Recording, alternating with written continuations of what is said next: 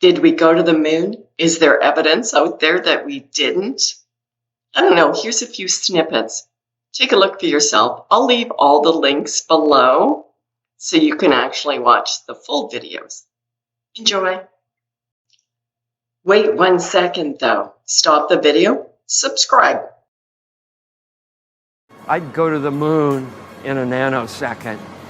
The problem is we don't have the technology to do that anymore. We used to, but we destroyed that technology, and it's a painful process to build it back again. Sweet as possible. Just did a Google search. What is the vacuum of space in Torr? The lower the number, the more the vacuum is. Outer space, 10 to the negative 6th power. That's the minimum. That is the minimum you get in outer space, according to NASA, to 1 times 10 to the negative 17th. Way, way, way more than 10 to the negative 6th. So this is the bare minimum right here. So what does it take on Earth to, what kind of materials are needed to be able to sustain the minimum 10 to the negative 6? Let's take a look.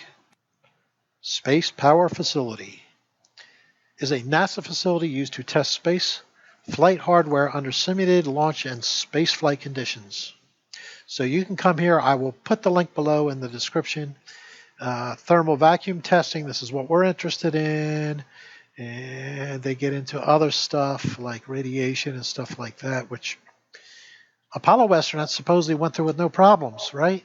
Anyway, thermal vacuum test chamber, SPF, is a vacuum chamber built by NASA in '69. So they built this after the astronauts went to the moon, okay? It stands 122 feet high and 100 feet in diameter. But here's what I want you to get to. The facility can sustain a high vacuum, 10 to the negative 6 torr. This is the minimum for outer space. Simulates solar radiation, blah, blah, blah. But we're only interested right now in this chamber. Anyway, let's look at the concrete chamber enclosure. The concrete chamber enclosure serves not only as a radiological shield, but also as a primary vacuum barrier from atmospheric pressure. 130 feet in diameter and 150 feet high, the chamber was designed to withstand atmospheric pressure outside of the chamber at the same time vacuum conditions are occurring within. Now, let's think spacesuits. Spacesuits is just the opposite. You have vacuum outside, pressure inside. The concrete thickness varies from 6 to 8 feet or 1.8 to 2.4 meters. 6.8 or 6 to 8 feet is the thickness of the concrete around the barrier. Think about that. So you think, well, that's plenty for a vacuum chamber, right?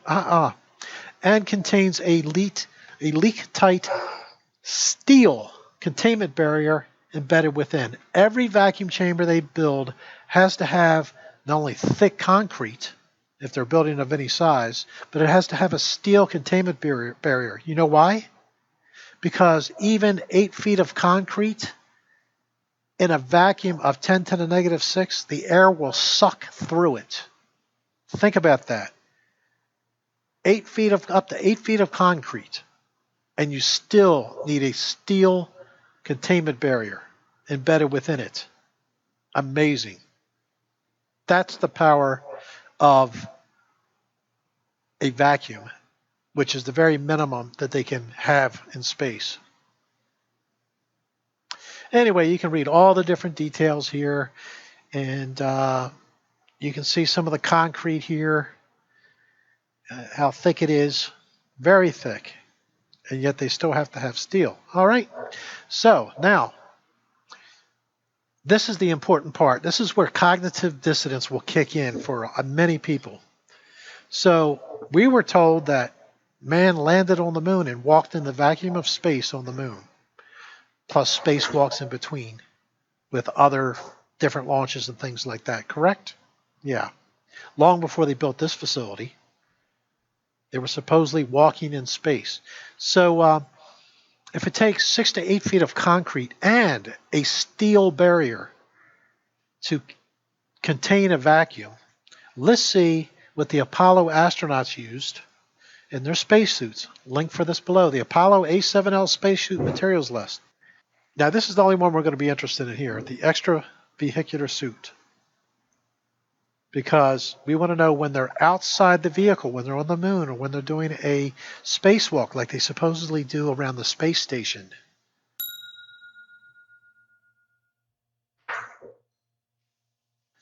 Okay, what do they have?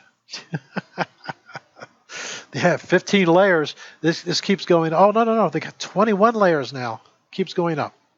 Teflon cloth, beta cloth. These are abrasion and flame resistance fire protection. Aluminized griddle captain, reflective insulation. Got to reflect that intense sunlight off, right? Teflon coated silica fiber laminate to captain. I'm not even going to try to pronounce that word. I don't know what it is. Spacer. This is a spacer between reflective surfaces. Aluminized mylar.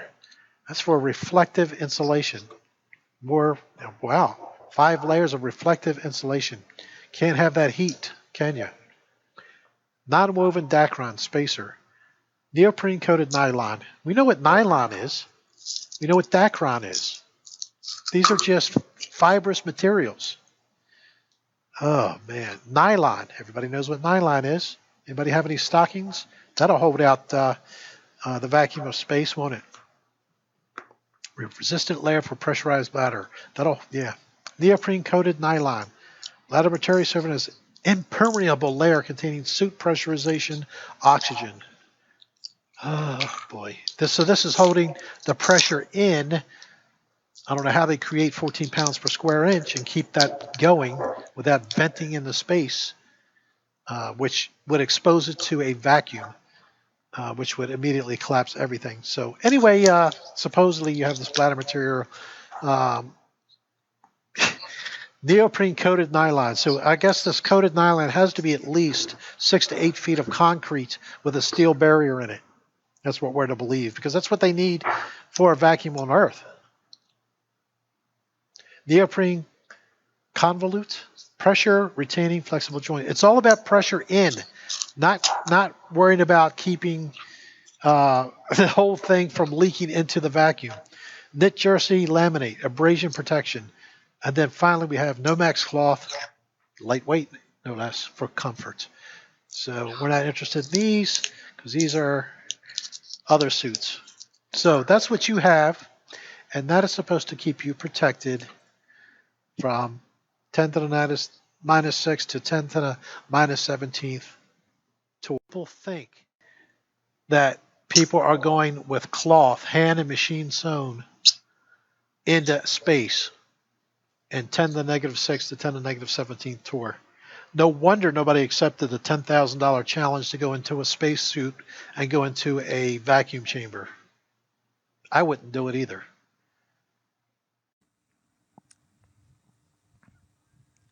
So I'm filming one night looking for objects. I pan my camera down and the wave starts, this hologram wave. I don't notice it. And then it catches up to the camera and I do notice it. I glance at the moon, but when you're staring at things, you don't know whether it's your eyes or what. And then I notice a second wave coming. And at this point, I'm thinking it's my camera. I look up at the moon again and, I just don't know what to think. I save the clip out. I don't delete it. I almost did. And I look at it for quite some time, weeks maybe. Looking at it over and over, and I'm realizing that, this is not the way a digital camera malfunctions. This is an organic line, no pixelation, no shredding of the signal. And it finally dawns on me that the pan of the camera proves it. When I pan down, and I usually don't shoot this way, I usually stay centered, almost always stay centered, trying to increase my odds of catching something unusual. But when I pan down, the wave starts, and I pan in front of the wave, which catches up to the camera, and that is the proof in the pudding. You'll notice a couple things. The wave looks like it bulges in the center as if it's going down. If you stop the frame and measure it, you'll see that the sides are lower than the center, so there's kind of a bulge, and it's also tilted a little bit, and it mirrors the tilt of the poles of the moon. I haven't measured it exactly, but visually you can tell. I would urge people to go look at Jive Bop and Gridkeeper. Gridkeeper catches structures, and Jive Bop has done some incredible work with incredible setup, and he claims you can see through the floor of the mare or the mare, the seas on the moon, and you can see structure and stuff under there. The lumens of brightness on the moon would not be the same all the way across. A sphere does not do that. If you shine a light on a ball, it's different amounts of light hitting the ball based on what curve. You know, because the way light works is it bounces off an object and it hits your eye, and that's how you see an object. If it's a ball, light will bounce in all directions. The most will come right in the center, and it'll slowly get less bright on the edges. The moon is exactly the same brightness throughout the whole moon. That's a two-dimensional phenomenon, not a three-dimensional phenomenon. It was filmed at 10:46 p.m., give or take. There's been some debate about the time. Here it comes from the top right. There's the first wave coming down. And here comes the second wave. I'm going to give you a few views of this so you can try to get a good look at it. There it is, coming down from the upper right, lower left, and here comes the second wave. We're going to take another view. Here it comes again, coming in from the upper right. There's the first wave. This may be the best view. I've brightened it quite a bit. And there is the second wave. And we're going to take a view of it with the grid so you can see how tilted the wave is. There's the first one. And there is the second wave. And here I'm going to let you hear the live audio that happened while we recorded. By my computer on the arm of the couch or something. Man, you were not prepared. Whoa, there's the wave. We just got the wave. There goes the second one. See it? No. We just got the holographic wave. I think really you only see one side of a spinning sphere because it spins at exactly the same speed as the Earth for no reason. And that's not observable anywhere else, and it makes no sense. The moon rocks they brought back all had brass or they were petrified wood. Well, that means there's wood on the moon. I have a much better explanation. They never went to the moon because they realized they couldn't go to the moon because it doesn't exist. The moon isn't real. It has a 28-day cycle, just like every woman's menstrual cycle in the world. It's a lesser light. It shines. It's the night light. That's what my wife calls it. It's just a night light. I'd go to the moon in a nanosecond. The problem is we don't have the technology to do that anymore. We used to, but we destroyed that technology, and it's a painful process to build it back again. Keep exploring, keep searching. Don't just accept. Live in love and light, people.